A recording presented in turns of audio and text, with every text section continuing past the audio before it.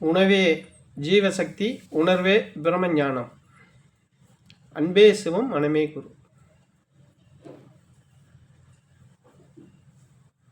ஐயா பிரம்மஸ்ரீ சர்க்குரு நித்யானந்த சாமிகள் ஆசியோடும் சித்தர்களுடைய அருளாசியோடும் உடுமலை பிரம்மஞான குழு பாடசாலை சார்புலையும் என்னுடைய சார்புலையும் அனைவருக்கும் ஆத்மா வணக்கம்.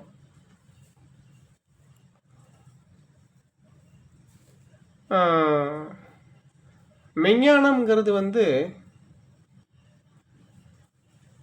அறிவின் மூலியமாக கிடைக்குதா, அனுபவத்தின் மூலமா அப்படிங்கிறது ஒரு கேள்வி. அப்போது நம்ம முன்னோர்கள்லாம் எப்படின்னு கேட்டிங்கன்னா,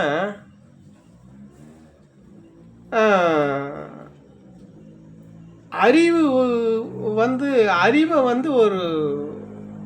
ஒரு இதுக்காகத்தான் வச்சுக்கிட்டாங்களே தவிர, ஆனால் அனுபவம் தான் ஞானத்தை கொடுக்கும். அவங்க அப்படி அவங்க கிடைச்ச அனுபவத்தை தான் நமக்கு ஞானமாக கொடுக்குறாங்க, ஞானமாக கொடுத்துட்டு போயிருக்காங்க. இப்போ வரைக்கும் அது நடைமுறையிலையும் இருக்கு. அப்போ இந்த ஞானம்ங்கிறது மெஞ்ஞானம் அப்படிங்கிறது அனுபவம், பாரம்பரியமானது. எத்தனையோ தடைகள்லாம் வந்தாலும் காலப்போக்கில் எத்தனையோ தடைகளெல்லாம் இது சந்தித்து இன்றைக்கி அந்த மெஞ்ஞானம் நிலச்சி நிற்கிது அப்படின்னு சொன்னால், இன்றைக்கி வரைக்கும் அது காலூனி நிற்கிது அப்படின்னு சொன்னால், அந்த நமக்கு முன்னாடி இருந்தவங்கள்லாம் அந்த ரிஷிகளாகட்டும், முனிவர்களாகட்டும், சித்தர்களாகட்டும், ஞானிகளாகட்டும், இப்படி குருமார்களை இவங்க இந்த மாதிரி இருக்கிற பெரியவங்க எல்லாருமே அதை அனுபவபூர்வமாக அறிஞ்சு, அதை காலத்துக்கு உலகம் இருக்கிற வரைக்கும் அது நிலச்சி நிற்கிற அளவுக்கு அதை நல்ல வலுவாக ஊனிட்டு போயிட்டாங்க. அப்போ காலப்போக்கில் இதுக்கு எத்தனையோ தடைகள்லாம் வந்துச்சு. அந்த தடைகளை எல்லாம் உடச்சி எறிஞ்சிட்டு இன்னைக்கு வரைக்கும் அது நிலச்சி நிற்கிது அப்படின்னு சொன்னால், அந்த மெஞ்ஞானம் அப்படிங்கிறது அனுபவம். அனுபவத்தில் கிடைக்கிறது தான் ஞானம். இன்னொன்று என்னன்னு கேட்டிங்கன்னா, சத்தியமானது. இதில் பிதட்டதுக்கோ மற்றதுக்கெல்லாம் ஞானத்துக்கிட்ட எதுவுமே கிட்ட போகாது, கிட்டவே போகாது. தாமரை இலையில எப்படி போய் தண்ணி ஒட்டாதோ, அதுபோல் இந்த ஞானம்ங்கிற இடத்துல எதுவுமே போய் ஒட்ட முடியாது, ஒட்ட வச்சுக்காது, ஏற்றுக்காது. அப்போது இந்த ஞானம்ங்கிறது ஒரு ரசவாதம், ஒரு ரசவாதம். இந்த ரசவாதத்தில் யோக பயணத்து மூலியமாத்தே இந்த ரசவாதத்தை நம்ம அடைய முடியும். அப்போ இந்த யோக பயணம் அப்படிங்கிறது பார்த்தீங்க அப்படிங்கன்னா,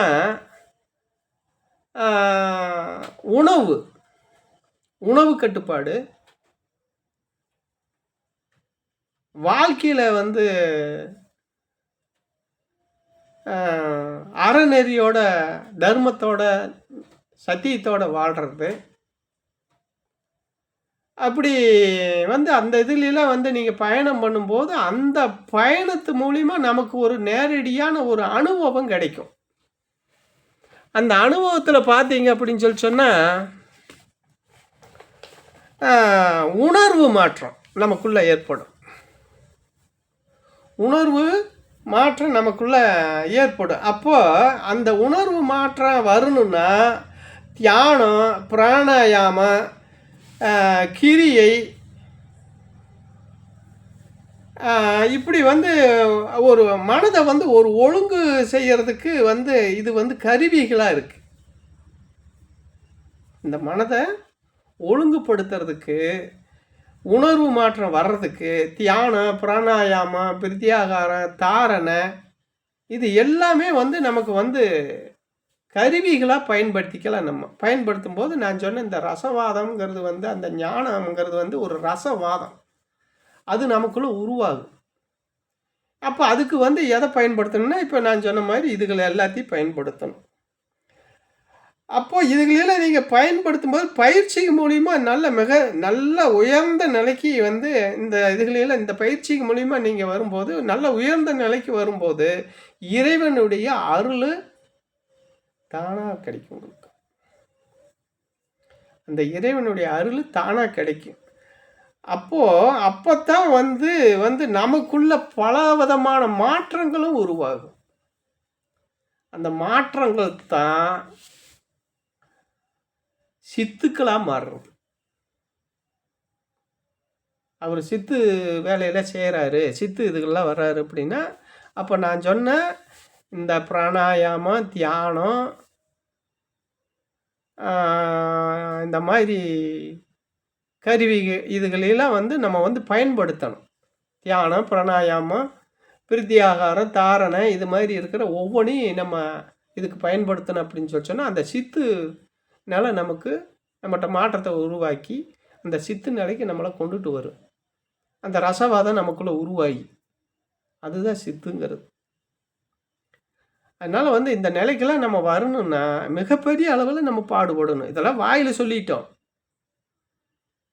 இது மிகப்பெரிய அளவில் பாடுபட்டோம் அப்படின்னு சொன்னால், இந்த மாதிரி உணர்வுகளையும் இந்த மாதிரி வந்து இறைவனுடைய அருள் நமக்கு இந்த மாதிரி எந்தெந்த வகையிலெல்லாம் கிடைக்குமோ அந்தந்த வகையில் கிடைக்கும். அனைவருக்கும் ஆத்மா வணக்கம்.